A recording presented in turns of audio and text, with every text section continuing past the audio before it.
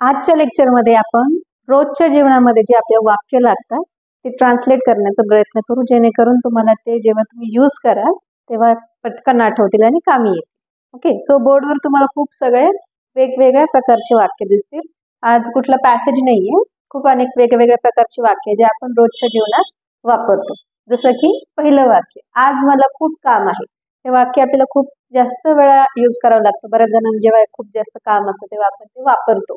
तर ते कसं ट्रान्सलेट करायचं हे आपण बघूया। ओके, वाक्य आहे आज मला खूप काम आहे। तर ज्यांनी मागचे व्हिडिओ पाहिलेत त्यांना माहित असेल, जेव्हा आपल्या वाक्यामध्ये मला हा जो शब्द येतो तेव्हा आपण आपलं वाक्य आय हॅव ने सुरू करतो। ओके, आज हा जो शब्द आहे म्हणजे टुडे, हा तिथे आपल्याला वर्ड यूज करायचा आहे। तो सुरुवातीला किंवा शेवटी कुठेही घेतला तरी चालतो। म्हणजे ती क्रिया कधी घडते, क्रिया घडण्याची जी वेळ आहे ती सुरुवातीला किंवा शेवटी तुम्ही घ्या। म्हणजे टुडे इथून आपण वाक्य सुरू करू शकतो, जसं की टुडे, त्याच्यानंतर कॉमा देऊ शकतो। मला खूप काम आहे। मला म्हणजे आय हॅव, खूप साठी आपण काम हा जो शब्द आहे म्हणजे ते वर्क ज्याला आपण म्हणूया ते अनकाउंटेबल आहे, म्हणजे 1 2 3 4 मध्ये मोजता येण्यासारखं नाही।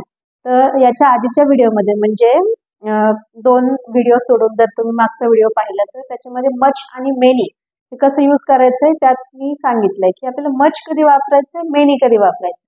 जर पाहिलं नसेल तर पहा, कारण आपल्याला आज ते काम नाही येणार आहे। टुडे आय हॅव, काम जे आहे ते 1 2 मध्ये नाही म्हणू शकत आपण, जे वर्क जो हा शब्द आहे त्याला। ओके, आय हॅव खूप साठी आपण घेणार मच, इथं मेनी येऊ शकत नाही। आय हॅव मच वर्क, आणि इथं आपलं हे वाक्य ट्रान्सलेट झालंय। Today I have much work किंवा I have much work today. Today हा शब्द शेवटी सुद्धा आपण घेऊ शकतो। सो अशा पद्धतीने पहिलं वाक्य आपण ट्रान्सलेट केलं आहे। पुढे तो आला आहे, समजा तुमचा कलिग असेल, तुमचा मित्र असेल, जर तुम्ही कॉलेज स्टुडंट असाल, तुम्ही वर्किंग प्रोफेशनल असाल, तर तुमचा तो सहकारी असेल, तर तो आला आहे जे आपल्याला सांगायचं तर कसं सांगणार, तो हा आहे कर्ता, मग आपण घेणार ही। आला आहे, आहे आता एक ऍक्शन आहे ती संपली आहे, त्याची येण्याची क्रिया आहे ती घडली आहे, तर हा आहे प्रेझेंट परफेक्ट टेन्स। तर आपण इथे घेणार ही, नंतर हॅज आणि कम। ही हॅज कम, कम आहे V3 क्रियापदाचं तिसरं रूप। तर अशा पद्धतीने आपण हे वाक्य ट्रान्सलेट केलं। तो आला आहे, ही हॅज कम। या हॅव हॅज मध्ये त्याच्यामध्ये फरक आहे। इथे हॅव नंतर आपल्याकडे क्रियापद नाहीये, म्हणजे मुख्य क्रियापद ज्याला आपण म्हणतो रीड, लिसन, वर्क, गो, कम, तिथे हॅज नंतर एक क्रियापद आले तर तो परफेक्ट टेन्स आहे आणि हे सिंपल वाक्य आहे, त्याला आपण सिंपल म्हणूया। पुढे आहे मी 7 वाजता पोहोचलो।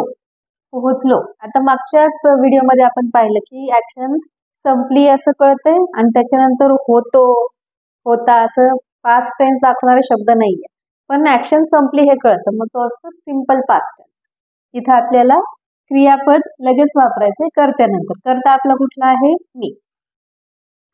मी 7 वाजता पोहोचलो, पोहोचण्यासाठी काय शब्द आहे, रीच। ओके, रीच REACH हा शब्द आहे, म्हणजे पोहोचणे, पोहोचलो, संपली ऍक्शन हे दाखवण्यासाठी आपल्याला काय करावं लागेल, त्या शब्दाला आपल्याला लावायचा ED, आय रीच्ड। आता तो झाला शब्द पोहोचलो।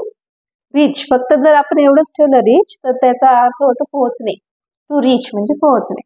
आय रीच्ड 7 वाजता, मग 7 वाजता याच्यासाठी काय घेणार आपण, ऍट 7। तुम्ही इथं थांबू शकता, सकाळ आहे की संध्याकाळ आहे हे दाखवण्यासाठी तुम्ही AM किंवा PM घेऊ शकता। आपण आता गृहीत धरूया की संध्याकाळ आहे तर आपण लिहिणार PM। I reached at 7 PM, इथं जरी थांबलात तुम्ही 7 पर्यंत तरी चालतंय। जे असे वाक्य आपण रोजच्या जीवनात वापरतो, मी 7 वाजता पोहोचलो। मग ज्या पद्धतीने आपलं डिस्कशन चालू असतं त्या समोरच्याला कळत की संध्याकाळ आहे की सकाळ आहे, तो AM किंवा PM कंपल्सरी लिहिलंच पाहिजे असं काही नाही, किंवा सांगितलंच पाहिजे असं काही नाही। आमच्याकडे एकच लॅपटॉप आहे। आमच्याकडे, कडेवाले शब्द, कडे म्हणजे इथं काय ना हॅव किंवा हॅज। आता हॅव घ्यायचं की हॅज घ्यायचं ते कर्त्यावर डिपेंड, कर्ता काय आहे, आम्ही। आम्ही म्हणजे काय, अनेक वचन, अनेक वचनला आपण काय घेतो, वी नंतर हॅव। आमच्याकडे म्हणजे वी हॅव। ओके, काय आहे, एकच, एकच या शब्दासाठी काय घेणार आपण? Only one. ओनली वन काय आहे? लॅपटॉप. आमच्याकडे एकच लॅपटॉप आहे. We have only one laptop. Easy. Okay. पुढे आहे तो 6 वाजता येतो. आता हे वेगळ्या प्रकारचं वाक्य. इथे पण याच्यासारखं आहे, म्हणजे क्रियापद शेवटी आलंय, होतो, आहे असं काही नाही. तो 6 वाजता येतो, पण इथे क्रिया संपली आहे कळतंय का आपल्याला? तर नाही. तो येतो म्हणजे ते नेहमी घडतंय हे लक्षात येतं. जसं की मी 7 वाजता ऑफिसला जातो, तो रोज 3 वाजता पोहोचतो. म्हणजे ही ऍक्शन नियमितपणे घडणारी आहे. याला म्हणतात सिंपल प्रेझेंट टेन्स. हे सारखं सारखं घडणार आहे. त्याला आपल्याला इथे ईडी किंवा त्याचं क्रियापदाचं दुसरं रूप घ्यायचं नाहीये. हे आहे V2. याला आपण V2 म्हणूया. इथे घ्यायचं V1 क्रियापदाचं पहिलं रूप. तो म्हणजे काय? करता कोण आहे आपला? ही. येण्यासाठी काय घेतो आपण शब्द? तो आहे कम. कम घेतल्यानंतर आता हा सिंपल प्रेझेंट टेन्सचा प्रकार आहे. तर जेव्हा ही, शी, इट म्हणजे तृतीय पुरुषी एकवचनी, इंग्लिशमध्ये त्याला म्हणतात थर्ड पर्सन सिंग्युलर, हे जर असतील तर क्रियापदाला लावायचे एस. ही कम्स किती वाजता? 6 वाजता. He comes at 6. तर आपण इथे थांबलं तरी चालतं. He comes at 6. सकाळचे असतील किंवा संध्याकाळचे, ते डिस्कशन नुसार समोरच्याला समजतं. He comes at 6. तो 6 वाजता येतो. जेव्हा तृतीय पुरुषी म्हणजे थर्ड पर्सन सिंग्युलर असेल, क्रियापदाला एस किंवा ES लावायचा आहे. पुढे आहे मला एक महत्वाची मीटिंग आहे. तो शब्द परत आला मला, इथे होता. तो जास्तीत जास्त शब्द मी स्वतःचे किंवा वाक्य स्वतःचे घेण्याचा प्रयत्न केला, जेणेकरून ते तुम्हाला वापरता येतील स्वतःसाठी जेव्हा तुम्ही बोलणार आहात. मला एक महत्वाची मीटिंग आहे. मला परत आपलं वाक्य सुरू होईल आय हॅव. मी मला म्हणजे आय हॅव. एक महत्वाची मीटिंग, याच्यासाठी आपण काय ना, एक साठी काय ना, ए. आपण घेतो article a. I have a. महत्वाची म्हणजे काय? इम्पॉर्टंट. महत्वाची मीटिंग म्हणजे important meeting. Okay.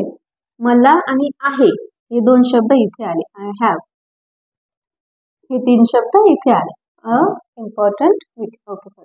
I have इथे हा शब्द आपल्याला गृहीत धरायचा.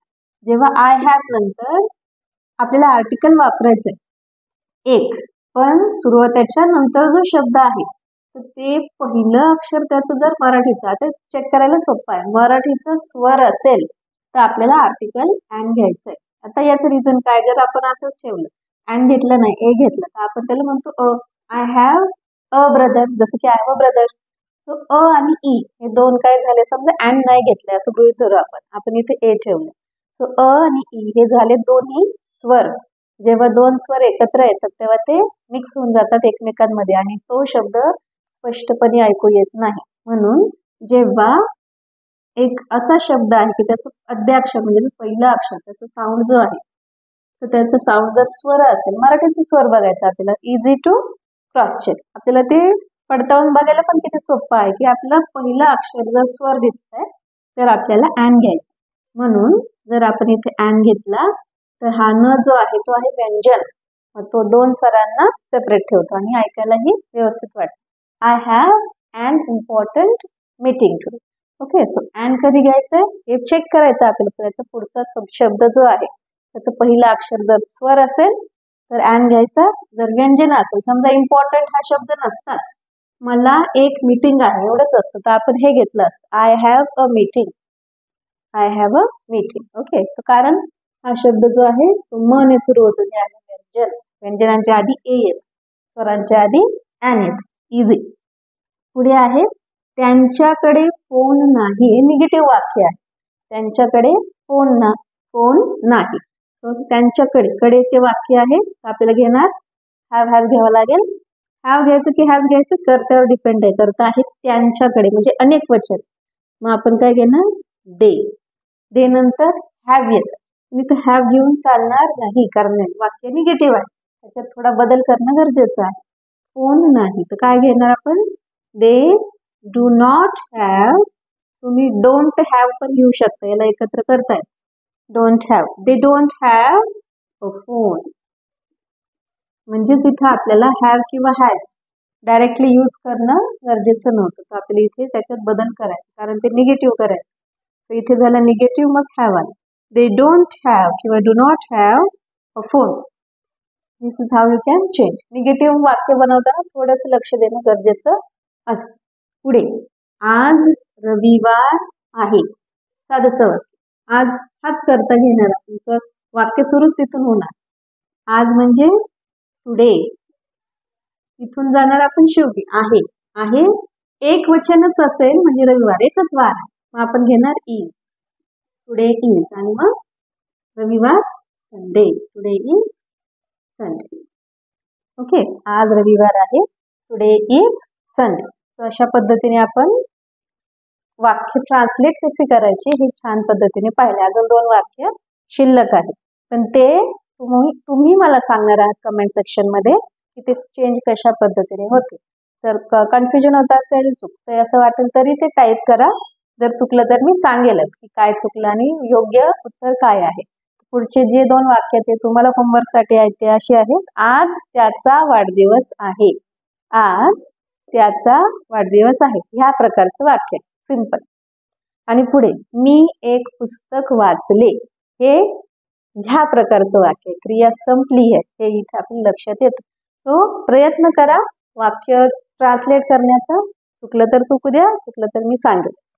पुढच्या व्हिडिओमध्ये अजून काही रोजच्या वापरातले आपण वाक्य बघणार आहोत. तोपर्यंत या वाक्यांचा अभ्यास करा आणि होमवर्क करा. भेटूया पुढच्या व्हिडिओमध्ये.